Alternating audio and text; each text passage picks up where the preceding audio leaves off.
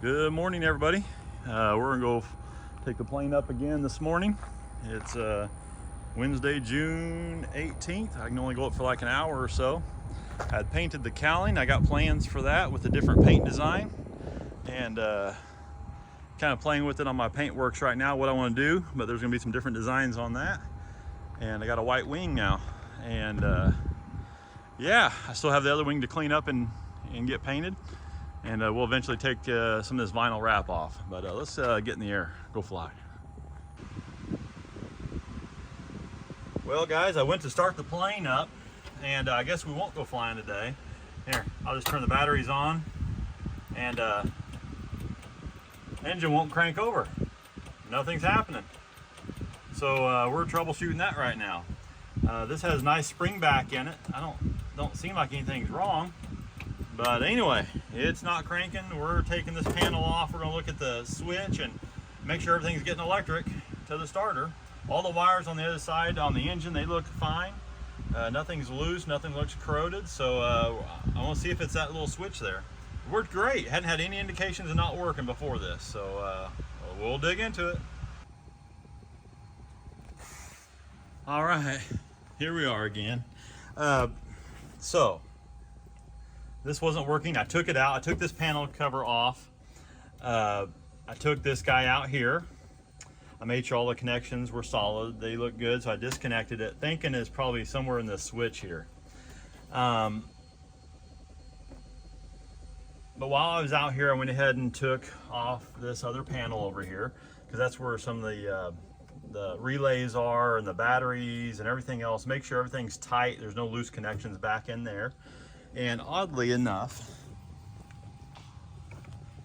when I looked at my batteries, actually, so my batteries on the other side of this, I got two batteries. The connections were semi-loose. They weren't real loose, but they were semi-loose. I tightened all four of those up. So that's something to check out. Make sure your battery connections stay tight. They have a lock washer on top of them, and then a little screw, but anyway, all four of them were a little bit on the looser side.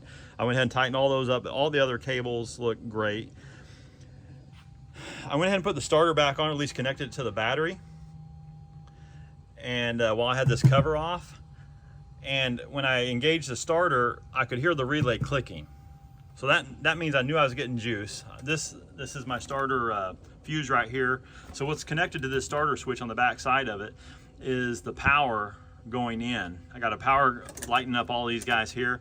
So a fuse right here, then it's connected to the battery side on the starter switch, and on the other side of the starter switch is connected to a relay starter, a little relay box that came with Viking aircraft engines.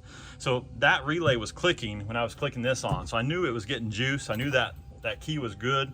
So I went ahead and reinstalled that.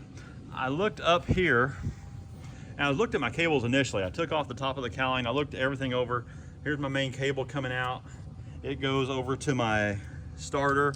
Then from starter, it goes to my alternator. So the alternator can feed this, go back to the starter, feed my batteries back here. Anyway, and I came over here. This guy was off. This right here, the electrical going to my starter is totally gone. I don't know how the heck that thing came off, but anyway, it's not going back on there. I guess just getting a new starter is where I'm at right now. So, dang it. First it was the alternator, now it's the starter. Again, the starter probably will still work if it wasn't for this. And I don't think there's any way of putting that guy back on. But anyway, I'll keep you updated how much that cost.